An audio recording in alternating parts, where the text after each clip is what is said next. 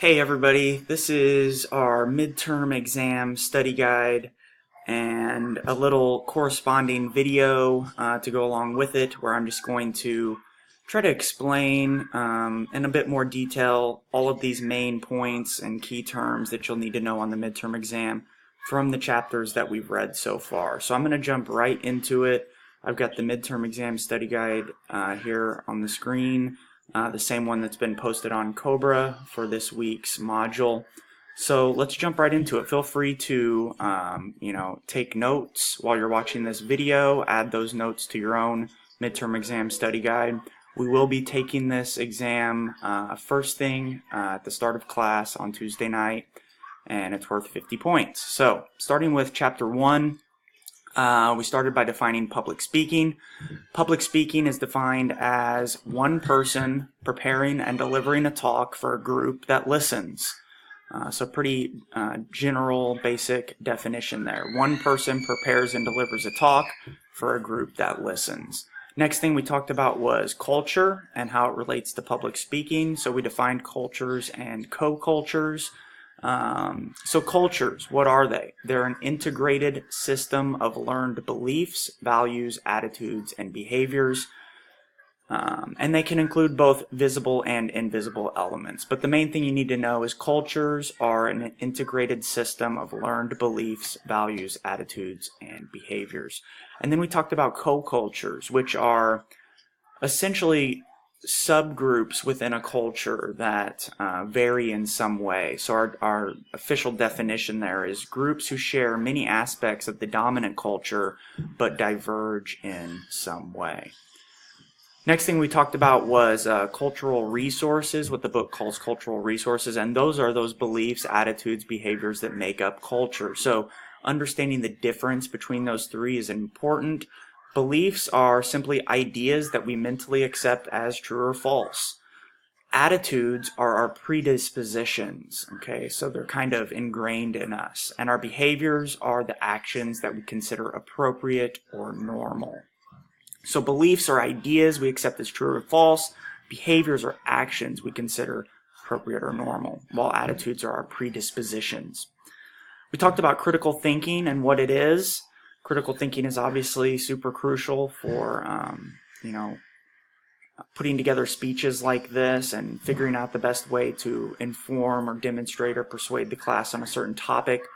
So critical thinking is simply the ability to engage in reasoned discourse. So that's the definition I'm looking for you to know. The ability to engage in reasoned discourse. Rhetoric is closely related to critical thinking. Rhetoric is known as the strategic use of communication to achieve specific goals. So it's directly related to persuasion and persuasive speaking because it's all about using communication to achieve a goal. And then finally, wrapping up, Chapter 1 is the transactional model of communication, and that's that, we had a big image up on the board. It was two faces looking at each other, and all of the aspects that take place to complete that loop, that circle of communication. So starting at the top with the sender encodes a message, okay? That's all you need to know there. The sender encodes a message, and that can be by thinking and then saying what they thought. You can encode a message by thinking what you want to write and then writing that on a piece of paper. Texting, there's numerous ways to encode a message. The message itself, to be a message in the transactional model, the message must be intentional or purposeful. So it can't just be random with no purpose. It has to have intention and purpose behind it. The channel is how the message gets from the sender to the receiver. So this can be simply the air in the room, and the sound waves go from my mouth to your ear. That's a channel. But a channel can also be things like radio or television or many other ways that communication takes place. The receiver is the next step, and they are essentially the opposite of the sender. Rather than encoding a message, the receiver decodes a message.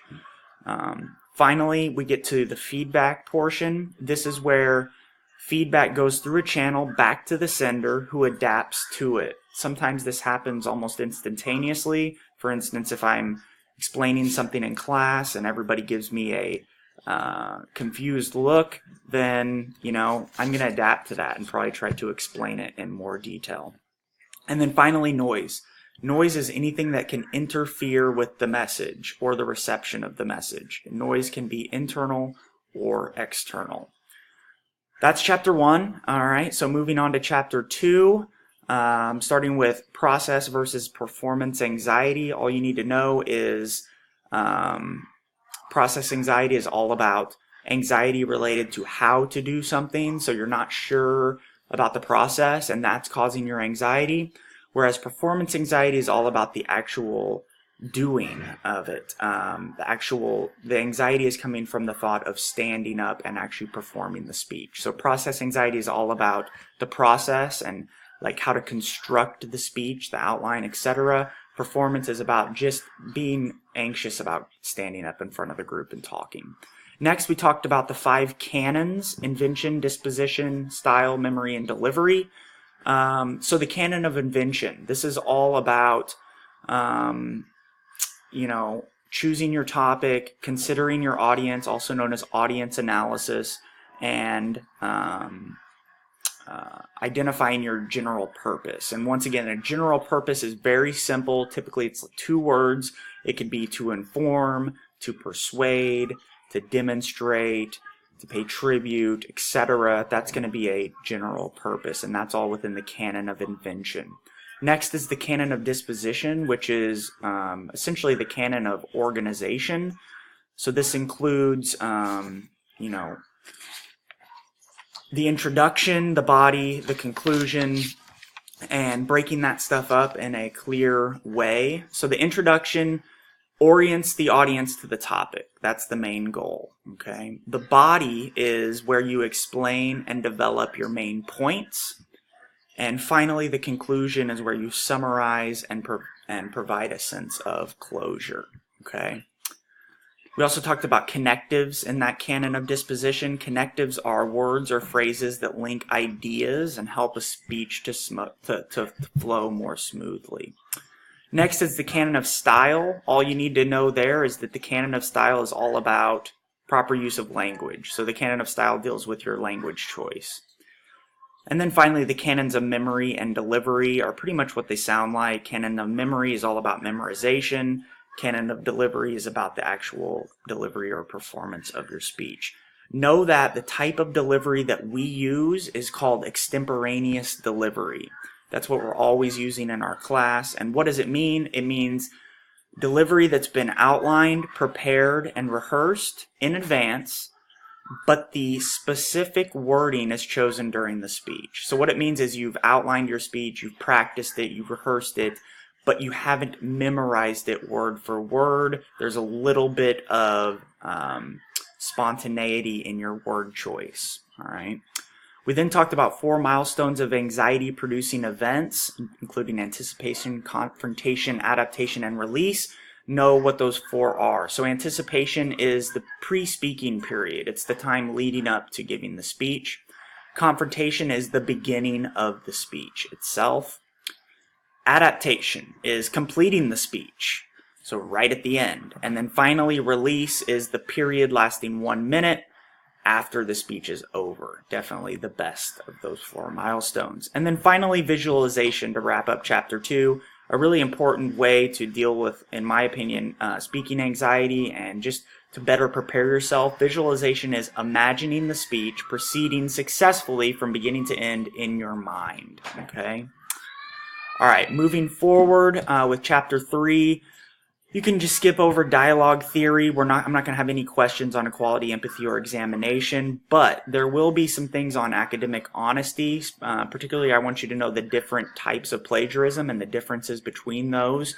So deliberate fraud is what we would call intentional plagiarism, okay? It's where you know what you're doing. You're deliberately presenting ideas of others as if they're your own, which is the official definition of plagiarism. Cut and paste plagiarism. This is where you're copying, you're copying sections from different sources and you're pasting them into your own work. And essentially you end up with a patchwork of other people's ideas that are being passed off as your own. And then finally, the most common is improper paraphrase, and this is simply where you're taking ideas from sources in your research and rewording them in your own words without crediting the source. So just be aware that even if you're completely rewording an idea, which is what paraphrasing is, if the essential idea is coming from the source, you need to cite the source even if it's not quoted word for word, okay? And then finally, avoid fabrication, and that simply means don't make up or guess at information, and don't cite a reference you didn't actually read, okay? Finally, chapter 4, to wrap up the content from that first week. First off, hearing and listening are different, okay? Hearing is a physical process, whereas listening is an active mental process, okay? So more effort goes into the process of listening. It actually requires us to be active mentally in that process. So hearing, physical, listening, mental. And this term comprehensive listening, it simply means listening specifically for information, okay? And then last on chapter 4 is dialogical listening. So nonverbal is eye contact, facial expressions, supportive movements, etc. Verbal is typically questions or comments, all right? And then written, the book talks about the DRE method of written feedback, okay? And that's going to be, DRE stands for describe, respond, evaluate. Okay, jumping forward to chapter 5. 4 main things that I want you to know from chapter 5. First is, what is a general purpose? Once again, that's typically 2 or 3 words. It's a general purpose is simply to explain, to inform, to demonstrate, to persuade, etc. The specific purpose takes it a step further, and the specific purpose is a summary of the desired audience response. So rather than simply to inform as a general purpose, a specific purpose might be to inform the class about the life and the works of a great thinker. Okay, so that's getting more specific of what we're trying to accomplish with the speech. The thesis statement is also known as the central idea, and the thesis statement is defined as summarizing the main ideas of a speech. That was my son making some noise in the background. Excuse me for that. But the thesis statement is summarizing the main ideas of a speech. And then finally, the preview. The preview is a short summary of the main points developed in the speech. So generally, it's right before you go into the body, and you just highlight what are the 3 or the 5 main points of your speech that you're going to use to, to explain your central idea. So that's chapter 5. Jumping on to chapter 6. We're going to look at different types of audiences. So you'll need to understand and be able to define those different types of audiences. First, an unmotivated audience does not have a specific listening goal, and they're random. Okay, my example in class was, people in the student union eating lunch who just happen to be there while a speech is taking place. A passive audience. This is us, for the most part, the students in our class. Passive audiences listen in order to accomplish other goals. In your case, you're listening and you're in class every day listening to speeches in order to accomplish the goal of getting a good grade and moving forward with credit for Com 103, right? A motivated audience. These voluntarily seek out the speech, okay? They want to go see the speech. A homogeneous audience shares an attitude, okay? This can be positive or negative. And finally, an absent audience is separate from the speaker itself. So typically they're listening or watching at a later time. Perfect example is a speech, is given, then uploaded to YouTube, and then somebody watches it via the computer at a later time. Values, defined as standards used to judge good and bad, moral or immoral. Okay, so values are those standards that we use to judge good or bad, moral or immoral. These videos are 15 minutes max, so that's part 1 of our midterm exam study guide. I will pick it up with part 2 jumping right back where we left off with credibility.